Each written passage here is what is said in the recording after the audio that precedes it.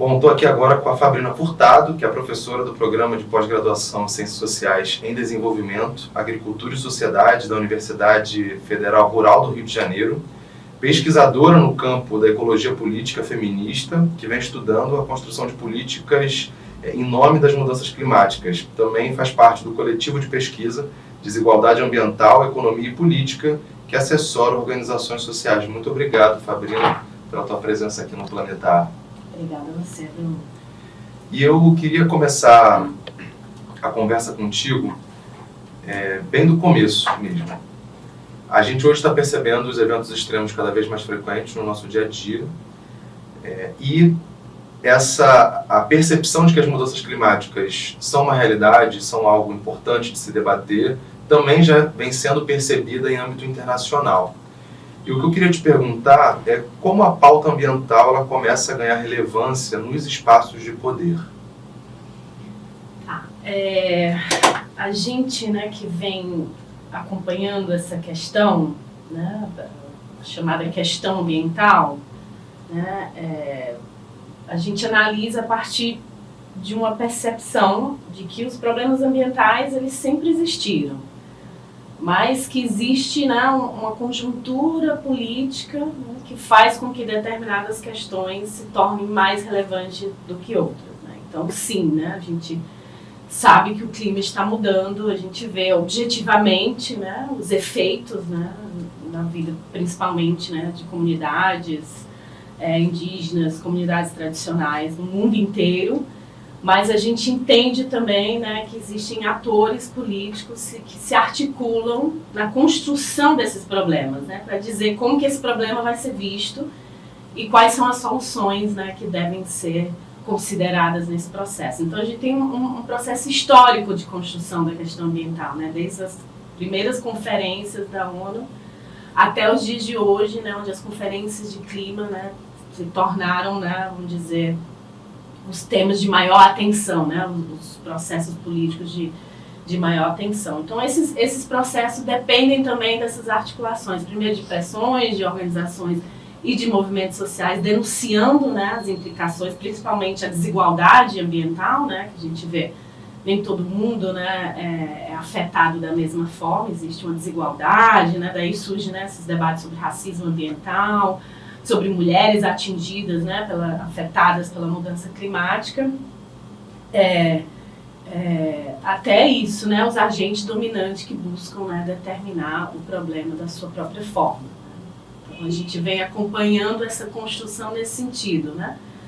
Tem uma questão objetiva, a desigualdade ambiental, as implicações nos territórios, mas tem também atores dominantes, um grupo, uma diversidade de atores, desde instituições financeiras multilaterais como o Banco Mundial, os governos, como também as corporações, que acabam influenciando e construindo o problema da sua própria forma para depois determinar. Se a gente vê o problema dessa forma, a solução vai ser essa. Então a gente analisa, não só objetivamente, mas também essa construção política em torno da problemática ambiental. Em uma pesquisa rápida no Google, eu encontrei que os Estados Unidos gastaram 700 bilhões de dólares, o que na época equivaleria a 1,75 trilhões de reais, para salvar as instituições financeiras, ou seja, os bancos, as seguradoras, imobiliárias, durante a recessão de 2008. Em contrapartida, na última conferência da ONU, os Estados Unidos anunciaram a doação de 17,5 milhões de dólares, o que no ano passado era em torno de 86 milhões de reais, para o Fundo de Perdas e Danos. Esse valor pode ser considerado um troco, dinheiro de bala, para os Estados Unidos, em comparação com esse valor estratosférico doado aos bancos. Há muita resistência por parte dos países ricos em contribuir, empenhar recursos para a gente sair do caminho da barbárie climática. Eu queria te perguntar por qual razão há mais empenho em salvar os bancos do que em contribuir para a resolução da crise climática. Então, dá para falar sobre isso de diversas maneiras, mas primeiro eu queria ressaltar assim, que grande parte desse debate que ocorre nas conferências de meio ambiente, nas conferências de clima, as soluções, né, que são colocadas, né, não tem a ver com o meio ambiente, não tem a ver com o clima, né? Tendem a ser propostas que são pensadas para salvar, é isso, não necessariamente só os bancos, mas para salvar o capitalismo, né? Então, o que se pensa é isso, né? Tá tendo pressão, tá tendo denúncia, tá tendo relatórios, né, produzidos sobre os efeitos da questão ambiental, da degradação ambiental, da mudança climática. Então, eles se adiantam, né, para responder a essa crítica, se apropriando da própria crítica, né, para pensar em formas de se legitimar, em formas de encontrar novas fronteiras de acumulação.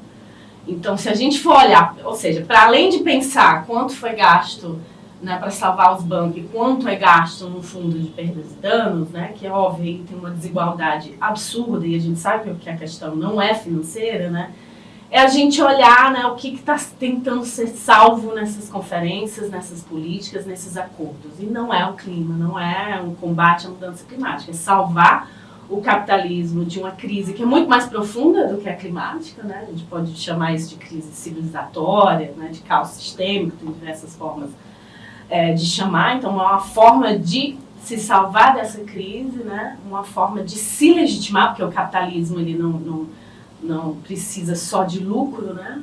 Para se manter, precisa salvar sua imagem, precisa de legitimidade. Então, a gente vê, né, essas discussões sobre mudança climática e a questão ambiental uma forma de salvar o capitalismo da sua própria crise, criando novas fronteiras de acumulação e de garantir, né, legitimidade perante, né, a crítica, inclusive neutralizando essa crítica, né, ou desmobilizando a crítica, né, afirmando que está respondendo, né, a um problema que é grave, que é estrutural, de forma muito periférica, como a gente vê, né.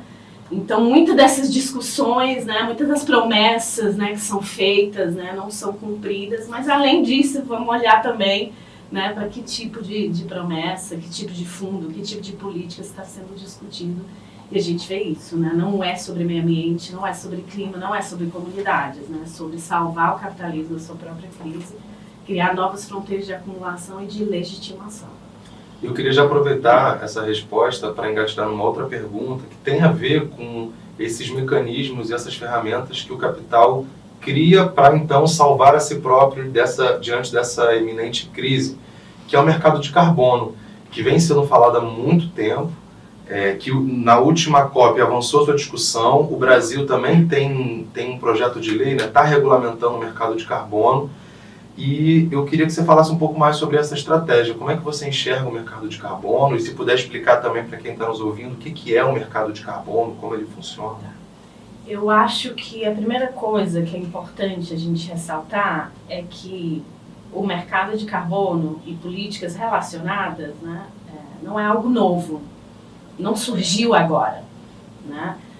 Esses esquemas de comercialização, né, nesse caso que a gente está falando de emissões, do mercado de carbono surgiu no Protocolo de Kyoto, em 1997, né? E surgiu já... se a gente olha para o nome, né, que foi dado ao mercado de carbono, a gente já começa a perceber o seu objetivo. Ele foi determinado como um mecanismo de flexibilização, ou seja, um primeiro grande acordo onde se estabelece metas de redução de emissões, e a principal resposta foi criar esses mecanismos de flexibilização. Flexibilizar o quê? A forma que os estados, que os governos, que as empresas têm de cumprir com a meta. Então, o mercado de carbono, naquele momento, o que aconteceu ali? Ele legitimou, primeiro, uma solução de mercado para um problema causado pelo mercado, e a outra coisa que ele legitimou e tornou como dominante foi a lógica de compensação, que eu tenho uma meta de redução de emissões, e para eu cumprir essa meta, eu não preciso reduzir as minhas emissões. Eu posso comprar crédito de um outro ator que não cumpriu com sua meta porque não emite tanto quanto eu. Então, eu estou comprando o direito de continuar emitindo. E os dois atores ganham, porque um ganha dinheiro, e esse que ganha dinheiro tende a ser uma ação que não exige muita emissão, né?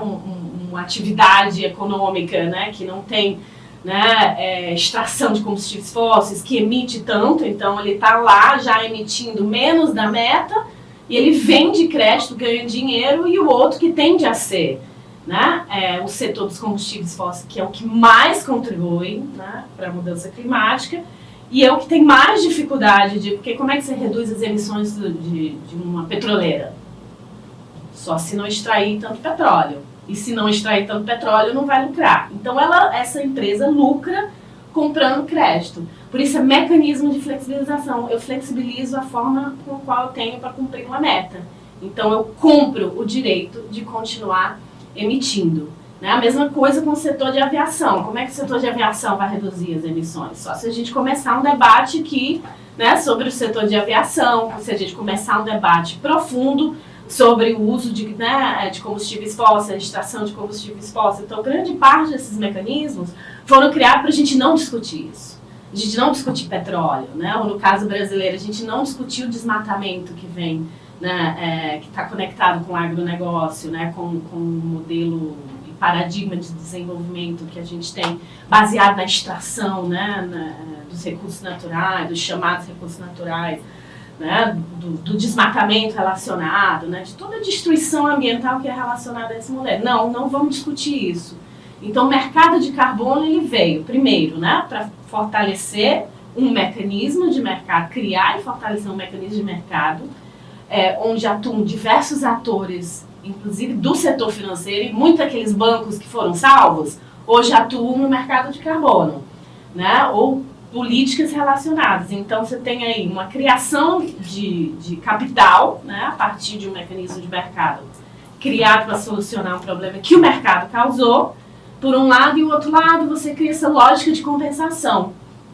Então, muitos dos setores que causam a mudança climática, né, compensam as suas emissões comprando esses créditos. Então, nada muda. Né? Para não dizer que nada muda, porque você tem implicações nos territórios que são intensificados, conflitos que são intensificados. Você tem um setor, né, dos combustíveis fósseis que legitima, né, que hoje diz que não desmata, que cria biodiversidade, né, que não degrada, que cria, né, biodiversidade a partir desses mecanismos. Né? Então, eu acho que primeiro importante a gente lembrar que não é novo. Né? Então, vem desde o protocolo de Kyoto sendo construído. Né? Naquele momento eram mais os países do norte, né? Depois foi criado um mecanismo de desenvolvimento limpo, que também porque a gente fala em mercado de carbono e a gente pensa só aquele sistema clássico, né? Que é o cap and trade, que é, né, você tem uma meta e você comercializa o crédito, mas existem outros mecanismos relacionados. Né? Então, ali no protocolo de Kyoto já foi criado, né, esse mercado de carbono, foi criado um mecanismo de desenvolvimento limpo, né, e a gente sabe o que isso tem, não existe, né, desenvolvimento limpo, mas isso significava, inclusive foi uma proposta do governo brasileiro, né, de pensar, já que só os países do norte tinham um mercado de carbono naquele momento, a gente também quer lucrar com isso. Então, vocês não só comercializam crédito entre vocês, mas vocês podem investir em projetos que estariam evitando emissões. Aí a gente vai olhar que projetos são esses. Né? As usinas eólicas, plantação de eucalipto, hidrelétricas, né? Vários projetos, né, que a gente vem no Brasil historicamente denunciando, né, por diversos problemas ambientais, por diversos conflitos, né, e muitos desses ganharam crédito de carbono com argumentação, né, quase uma pressão ali. Olha, se a gente, né, não construir essa hidrelétrica de Belo Monte, o complexo hidrelétrico de Madeira, a gente vai extrair petróleo. Então, dê um dinheiro aí pra gente do mercado de carbono. Né? Então, esses dois mecanismos foram criados naquela época já. E a gente tem visto o fracasso desse mecanismo. Né? A União Europeia tem seu esquema, vários países têm seu próprio esquema, né? Que tem demonstrado um absoluto fracasso no combate, né, à mudança climática. As emissões não têm reduzido, e nunca foi sobre isso. Se você olhar, né, nas falas dos empresários que fazem parte desse processo, eles deixam bem claro que isso não é sobre corte de emissões. Né? Isso é tornar mais barata, a forma mais barata que as empresas têm de atingir as suas metas. Aqui no Rio de Janeiro, né, na época da Rio+20, a então secretária de Economia Verde falou, é sobre criar um pacote de bondade para as empresas. Porque se a gente botar uma meta de redução de emissões, elas vão para outro lugar, a gente não pode ter isso. Então vamos criar um pacote de bondade. Que é isso, é um mecanismo de flexibilização. Então você permite que as empresas continuem comprando o direito, né, de continuar emitindo, e você estabelece aí a lógica de compensação que permite que elas não só continuem emitindo, degradando, matando, né, gerando conflitos, como elas podem afirmar agora, olha só, a gente está investindo em projetos, né, em outros países, projetos que estão combatendo a mudança climática. Então, na verdade, a gente não está destruindo a natureza, a gente está criando natureza. Isso é uma frase, né, que a gente escuta das empresas em si, né? Então, é um mecanismo que ocorre, né, há muito tempo. É claro que, né, durante esse processo, né, teve muita crítica, muita denúncia, tanto que eles, né, foram mudando a linguagem, né, em torno do mecanismo. E aí, no Acordo de Paris, né, esse mecanismo foi ampliado, né, junto com outros compromissos, né, não vinculantes, né, que eu acho que é importante dizer, né, se você não cumpre com as metas, nada acontece, né, foi ampliado, né, para incluir, né, todos os países. Então, agora não só os países do norte, por isso, né, que o Brasil está em processo de regulamentar, né, o mercado de carbono. Então, eu queria agora que você falasse sobre outro mecanismo, né, outra ferramenta que o capital criou para expandir suas fronteiras de acumulação, que é o REDD. O que é o REDD? Que sigla é essa? O que ela significa? Tá. Então, quando começou a discussão, né, lá no Protocolo de Kyoto, em 97, sobre a criação de mecanismos de flexibilização, né, do mercado de carbono, como a gente conhece, naquele momento já tinha uma discussão sobre, mas não são só as emissões, né, dos combustíveis fósseis, né, de outros processos que afetam, que causam a mudança climática, né? As florestas, né, captam o carbono, né? As florestas, né, contribuem para enfrentamento da mudança climática. Isso veio, de novo, né, do nosso governo brasileiro, mas em articulação com países, né, que são países biodiversos, que têm muita floresta, né? Então, a discussão era um pouco, né, como também se beneficiar desse processo, garantindo, né, uma redução do desmatamento, né, um enfrentamento ao desmatamento, né? Só que, né, por vários conflitos, né, inclusive de uma afirmação muito segura, muito né, enfim, cientificamente comprovada, de que não era possível você medir, né, exatamente quanto de carbono tem nas florestas, né, ou criar, né, comparações, né, desse carbono com o carbono emitido pelos combustíveis fósseis. Essa proposta foi paralisada, né? Não entrou no acordo, mas desde então vem sendo debatido, né, como incluir as florestas, né, nesses mecanismos de mercado, né? E mesmo não avançando, né, na Convenção Quadro das Nações Unidas sobre Mudança Climática, os países começaram a fazer seus próprios projetos. O Banco Mundial, né, que é um ator fundamental nesse processo, né? Inclusive, eu comecei a trabalhar com a questão climática e REDD quando eu vi documentos do Banco Mundial lá no início dos anos 2000 sobre florestas, né, e financiamento, né, e mudança climática. E eu trabalhava ali numa rede que monitorava instituições financeiras e a gente, né, tudo que tinha o Banco Mundial envolvido, a gente já suspeitava. Então, mesmo não tendo uma regulamentação nacional ou internacional, né, vários atores começaram a promover esse mecanismo chamado REDD, né, que significa, né, redução de emissões do desmatamento e da degradação florestal. O que isso significa na prática, né? Você tem projetos de REDD, que aí eu vou te dar um exemplo muito prático, eu acho que é mais fácil a gente compreender, de casos de projeto de REDD que eu tenho acompanhado no estado do Acre, né, que existem há mais de 10 anos. Então, de novo, não é uma discussão de agora. o que a gente vê é que a gente está vivendo uma segunda onda, né, de boom desses projetos, dessas políticas, dessa lógica. Mas é isso, são mecanismos que existem há mais de 10 anos.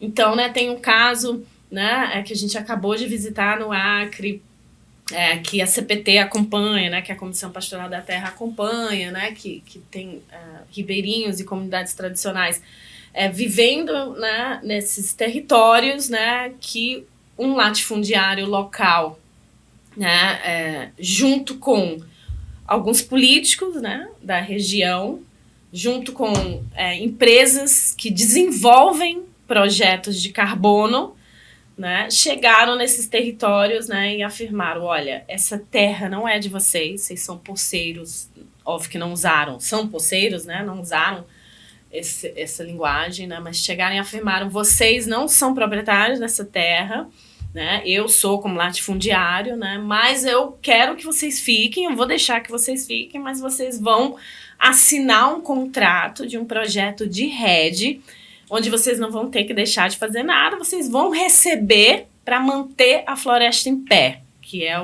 né, o nome que se dá para esse processo todo. Ou seja, é uma forma de você pagar, eu vou dizer primeiro como eles afirmam, depois a gente vai destrinchando, né? É você pagar para que as florestas não sejam desmatadas, né? Então você passa um recurso para uma comunidade, né, para quem está vivendo num pedaço de terra, para que essa comunidade não desmate mais aquela floresta vai ser mantida em pé, como eles falam, vai evitar emissões de carbono, né, então aí você estaria combatendo também a mudança climática, né? Rede em si não necessariamente vem de carbono. Então, eu vou dar um exemplo primeiro de rede ligado ao mercado de carbono, depois a gente fala de outros processos, né? Então, é isso. Tem um latifundiário que está conectado com uma empresa que desenvolve, né, projetos de carbono, que chega no área e diz, a gente vai te dar dinheiro para você não mexer mais na floresta. Né? Então você não mexe, a gente já calculou nessa área quanto de carbono existem nessas árvores, desse cálculo a gente gera crédito de carbono, lhe passa um recurso e vende esse crédito de carbono para uma empresa que vai compensar suas emissões. Né? Então, não sei se deu para entender isso. Tá? Então, esse é o mecanismo de rede. Né? Aí a gente começa a ver vários problemas. Primeiro, né, aqueles poceiros têm direito àquela terra porque estão lá há mais de 100 anos, muitos deles, né? Foram para lá para trabalhar na seringa e com a queda da seringa, né, quem era o proprietário largou. Então, eles estão lá há muitos anos, vivendo ali daquela terra, vivendo da agricultura, né, camponesa, vivendo, né, como ribeirinhos, né, ali naquela terra há mais de 100 anos. Então, aquela terra, aquele território é deles. Aí chega um latifundiário e um caso, por exemplo, a gente viu. O projeto, ele cobre quase 30 mil hectares. Aí a CPT exigiu do INCRA uma análise ali daquela terra e descobriu que, na verdade, aquele latifundiário é proprietário ali só de 3 mil hectares. Então, aquela terra não é daquele latifundiário que está vendendo crédito de carbono. Né? Então, isso é uma coisa, né, que a gente vê nesses projetos de rede. Gera conflito fundiário, intensifica conflitos no campo. A gente vê diversos projetos que estão localizados em área de assentamento, né, e não estou nem falando ainda daqueles projetos que envolvem povos indígenas. Né, tanto que a gente está vendo uma explosão de denúncias de conflitos fundiários, né, envolvendo esses projetos. Comunidade que não sabe que está dentro de projeto de rede, né? Então, está gerando diversos conflitos, sobreposição de terras, né? Terras indígenas, terras de comunidades tradicionais, assentamentos dentro de projetos de rede, muitos dos quais sem o conhecimento dessas comunidades. Então, isso é uma coisa que a gente tem visto, né? São projetos que estão gerando conflito nos territórios. As comunidades não sabem nem o que é carbono, na maioria das vezes, né? A partir da vivência dessas comunidades. Hoje em dia, depois de 10 anos vivendo com o projeto, conseguem compreender, até falar, estão alugando, né, o carbono. O que estão fazendo? Porque uma coisa que eles falam, né, quando a gente tem uma madeireira, a madeireira entra, pega a madeira e vai embora. Mas o carbono ninguém vê. O que eles estão extraindo daqui?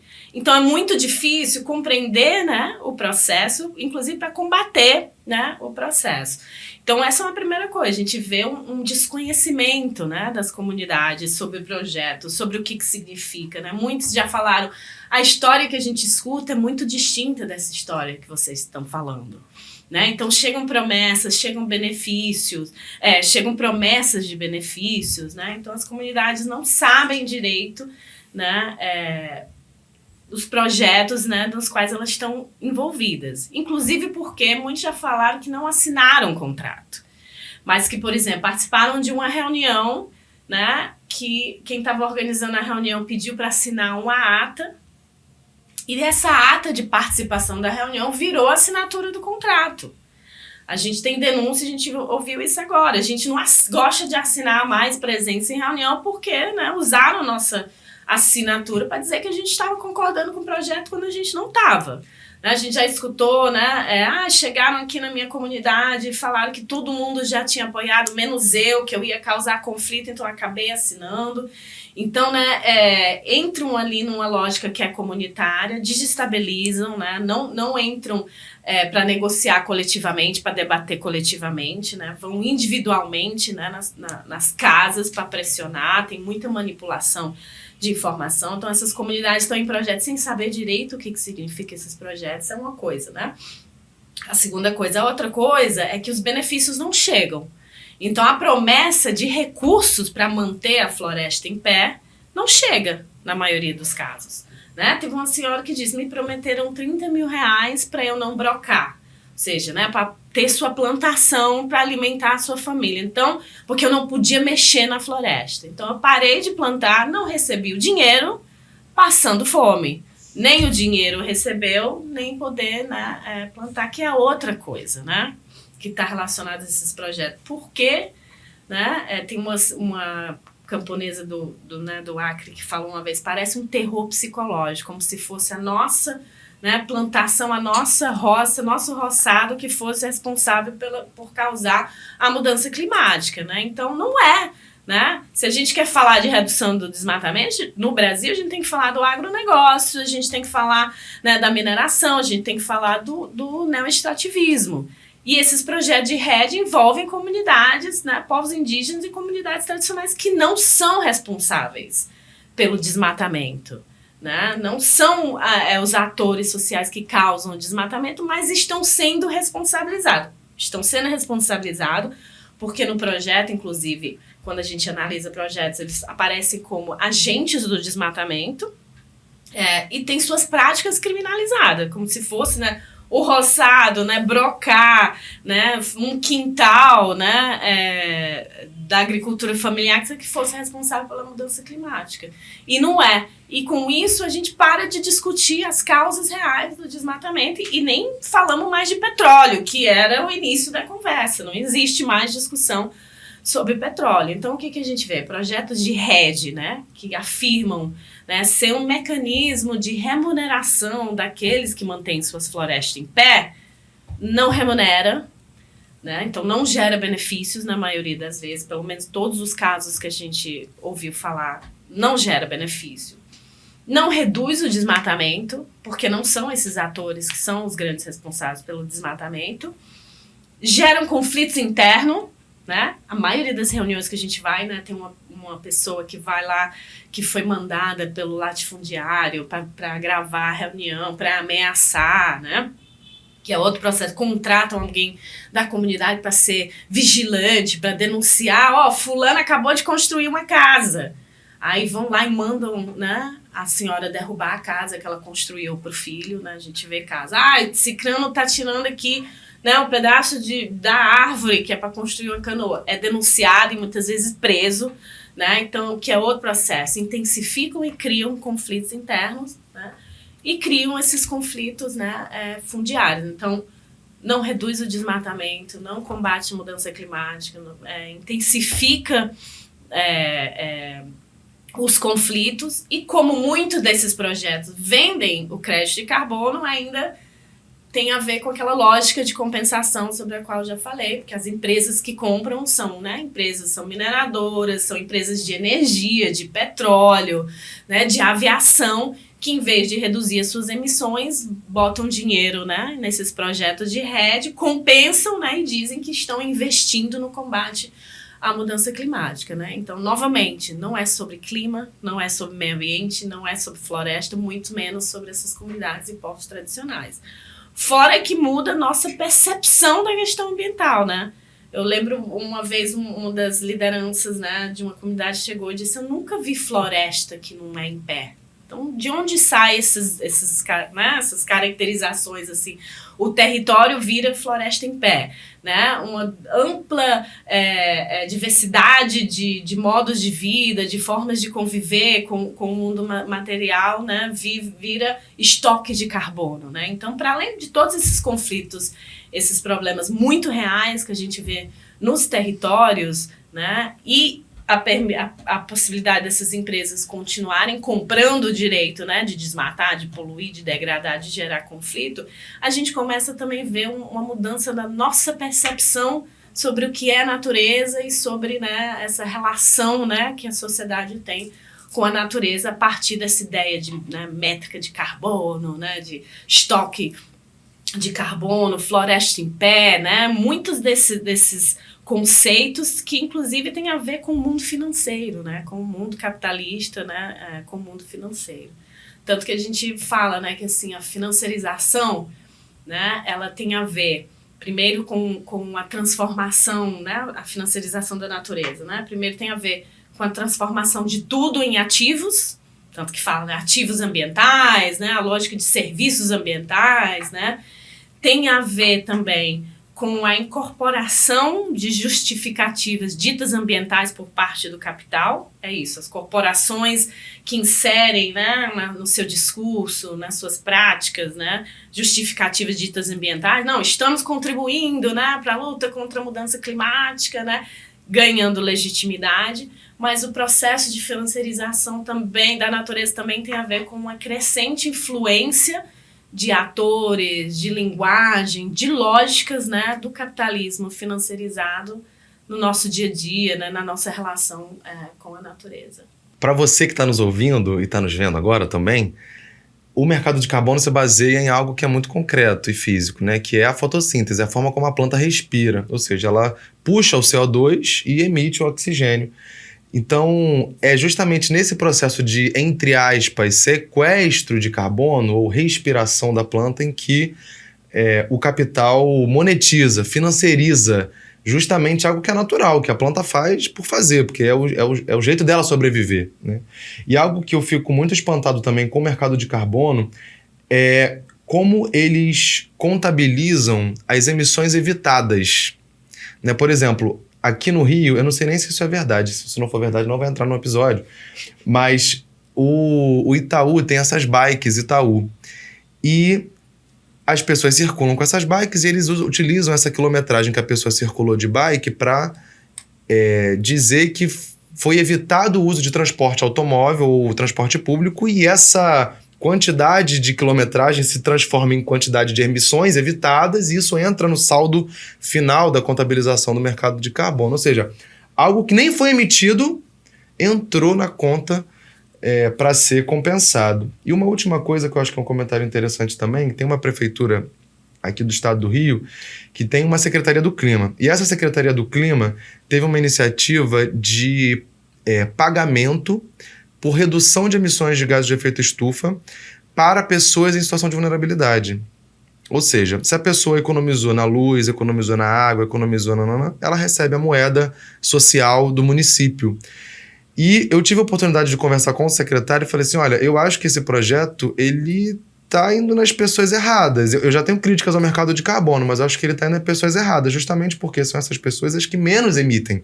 Ou seja, são as pessoas que menos têm que reduzir suas emissões, não são elas que contribuem para a crise climática. Mas esse projeto existe, está lá rodando, e essa secretaria, essa prefeitura são referência no debate climático no país. Eu acho que a gente ainda tem muito que avançar nesse sentido. Entrando nessa perspectiva da financiarização da natureza, essa era uma pergunta que eu ia te fazer. O que é a financiarização da natureza? Acho que você já respondeu boa parte dessa pergunta. Eu queria te fazer uma pergunta, então, que é: de que maneira se organiza a financiarização da natureza do ponto de vista geopolítico, né? Há uma divisão internacional de responsabilidade dentro dessa perspectiva, né? Para os países do sul global ficarem com as florestas, ficarem com as matérias-primas, enquanto os países do norte global continuam permitindo seus cidadãos de andarem de assovio elétrico, né? Me parece que há um neocolonialismo dentro dessa perspectiva. Eu queria que você abordasse isso. Não, é fundamental essa pergunta, né? Inclusive, a gente pode ver de uma forma, né, mais formal, né, que é um conceito que existe, inclusive, nas Nações Unidas, né, que é de responsabilidade comum, porém diferenciada.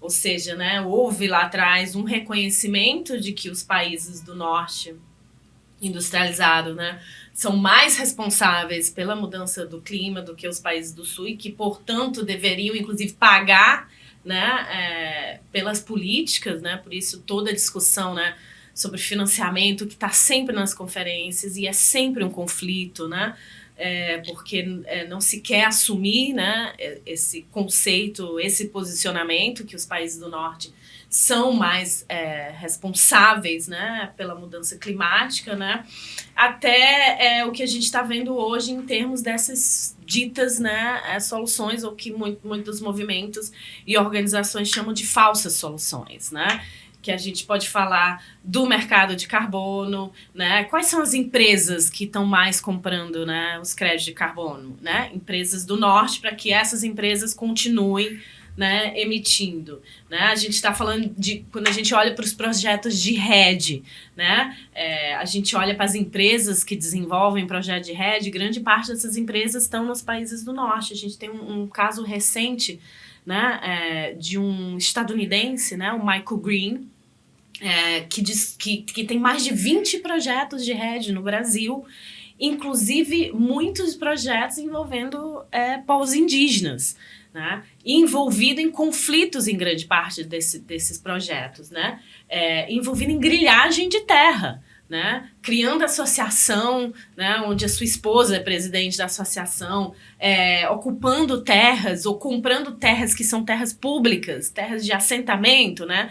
Tem, por exemplo, o projeto Portel lá no Pará, que foi bastante denunciado e, inclusive, né, teve que ser paralisado, e o governo do Pará agora está entrando com um processo para que os créditos já vendidos, né, sejam devolvidos. Então, a gente, inclusive, vê uma relação com a estrangeirização da terra nesses projetos de rede, porque muitas dessas empresas envolvidas são empresas, né, estrangeiras, internacionais. Muitos atores envolvidos nesses projetos são estrangeiros, né? Isso é uma coisa. É óbvio que a gente pode aqui também discutir, né, o quanto brasileiras são nossas empresas, né, que têm capital internacional, né, bastante, né, estruturante na maioria das grandes corporações, né? Mas isso é uma coisa. Outra coisa a gente vê também, né, nos projetos da chamada transição energética, né, das grandes usinas eólicas, né, que estão gerando conflito com comunidades de pesca, que estão causando crimes ambientais, né, que estão gerando, inclusive, exploração sexual, né? A gente pode falar de diversas implicações que esses projetos têm, muito parecido com qualquer outro projeto, né, de combustível de petróleo, de mineração. Esses projetos da chamada transição energética também têm. Ou é isso, como é que os carros elétricos da União Europeia vão funcionar? Com bateria que vem de onde? Da mineração de lítio, que está onde? Nos países do sul global, né? Então a gente vê que esses países, e aí a China também tem um papel de liderança nessa noção de transição energética, né? Mas os Estados Unidos e a União Europeia, com seus novos Green Deals da vida, né, os seus compromissos de transição energética e de combate à mudança climática, vão ser cumpridos como?